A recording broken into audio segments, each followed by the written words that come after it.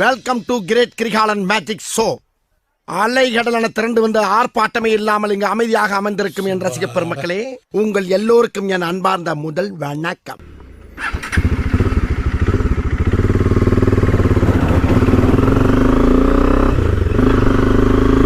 Hi guys, welcome to our channel Rishi vlogs. இன்றைக்கி நம்ம என்ன பார்க்க போகிறோன்னா, இன்ஜின் பிரேக்கிங்க்கும் கியர் கட்டுக்கும் ஒரு டிஃப்ரென்ஸ் பார்க்க போகிறோம். ரெண்டுமே ஒன்றுன்னு நிறைய பேர் நினச்சிட்ருக்காங்க. ஆனால் அது வந்து ரெண்டுமே ஒன்றும் கிடையாது. அதோட ப்ராசஸ் வந்து கொஞ்சம் சிமிலராக இருக்கும், அவ்வளோதான்.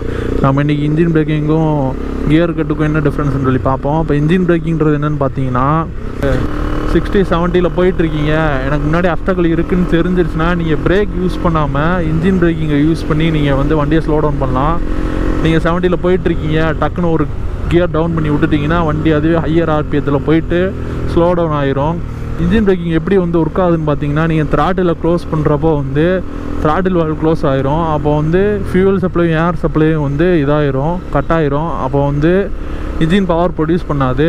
ஸோ அதோட இது வந்து கண்ட்ரோலுக்கு வந்துடும். இப்போ இன்ஜின் பிரேக்கிங் வந்து எங்கெங்கே நம்ம யூஸ் பண்ணலாம்னா, முன்னாடி ஆப்ஸ்டக்கிள் இருக்குது அப்படின்னு தெரிஞ்சிருச்சுன்னா நீங்கள் வந்து இன்ஜின் பிரேக்கிங் யூஸ் பண்ணலாம்.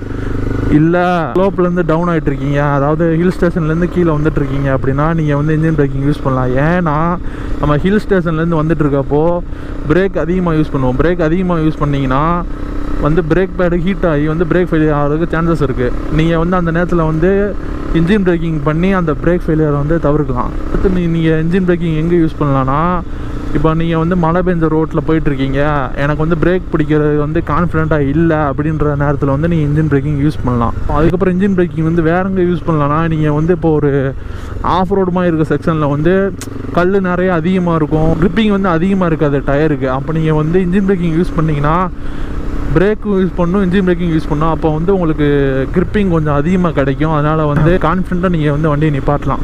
இதுதான் வந்து இன்ஜின் பிரேக்கிங்கு. நீங்கள் இன்ஜின் பிரேக்கிங் யூஸ் பண்ணுறதுனால என்ன அட்வான்டேஜ் பார்த்தீங்கன்னா, நீங்கள் வந்து வண்டியை வந்து இன்ஜின் பிரேக்கிங்லேயே கண்ட்ரோல் பண்ணிடுவீங்க. அப்போ பிரேக் அதிகமாக யூஸ் பண்ண மாட்டீங்க. அப்போ பிரேக் பேடோட லைஃப் வந்து இன்க்ரீஸ் ஆகும், அவ்வளோதான். அதுக்கப்புறம் வந்து நீங்கள் இன்ஜின் பிரேக்கிங் யூஸ் பண்ணுறதுனால வந்து ஃபியூல் எஃபிஷியன்சி வந்து நல்லா இருக்குன்ற மாதிரி சொல்கிறாங்க. அது எப்படின்னு எனக்கு தெரியல. அதுக்கப்புறம் இதோட டிஸ்அட்வான்டேஜ் என்னென்னு பார்த்தீங்கன்னா, கிளச் பிளேட் வந்து கொஞ்சம் லைட்டாக அடி வாங்கும் நீங்கள் கரெக்டாக யூஸ் பண்ணலைன்னா. அதுக்கப்புறம் வந்து செயின் வந்து அடிக்கடி லூஸ் ஆகும் நீங்கள் இன்ஜின் பிரேக்கிங் யூஸ் பண்ணிங்கன்னா. இதுதான் வந்து இன்ஜின் பிரேக்கிங் வந்து யூஸ் பண்ணுறதோட அட்வான்டேஜஸ் அண்ட் டிஸ்அட்வான்டேஜஸ். இப்போ நீங்கள் இன்ஜின் பிரேக்கிங் வந்து ஏபிஎஸ் பைக்கில் யூஸ் பண்ணிங்கன்னா நான் ஏபிஎஸ் பைக்லையும் யூஸ் பண்ணலாம், ஒன்றும் பிரச்சனை இல்லை. இந்த கியர் கட்டை பற்றி பார்க்கலாம். கியர்றது என்னென்னு பார்த்தீங்கன்னா, சடனாக வந்து ஒரு 2 கியர் 3 கியர் டவுன் பண்ணிட்டு விட்டிங்கன்னா வண்டி அதுவாக ஹை ஆர்பிஎம் போயிட்டு அப்புறம் வந்து ஸ்லோ டவுன் ஆகும். இதுதான் வந்து கியர் கட்டு.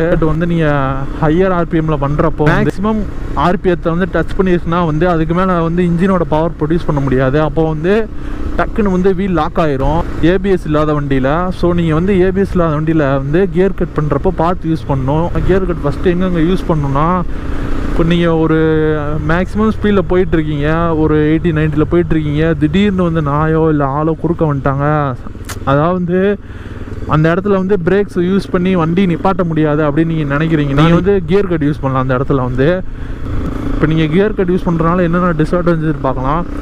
செயின் ஸ்ப்ரைக்கரோட டீத் போகிறதுக்கு வாய்ப்பு இருக்குது. கிளச் பிளேட் வந்து டக்குன்னு போகிறதுக்கு வாய்ப்பு இருக்குது. அதே மாதிரி வந்து இன்ஜின்லேருந்து ஆயில் லீக் ஆகிறதுக்கும் சான்சஸ் இருக்குது. இதுதான் வந்து கியர் கட் பண்ணுறதுனால வர டிஸ்அட்வான்டேஜஸ். சில பேர் வந்து கியர் கட்டோட சவுண்டுக்காண்டி வந்து கியர் கட் அடிக்கடி பண்ணி விளையாடுற மாதிரி பண்ணுவாங்க. அந்த மாதிரி பண்ணிங்கன்னா உங்களுக்கு வந்து டக்குன்னு வண்டியோட செயின் ஸ்ப்ரைக் லைஃபு, கிளச் பிளேட் லைஃப்லாம் போயிடும்.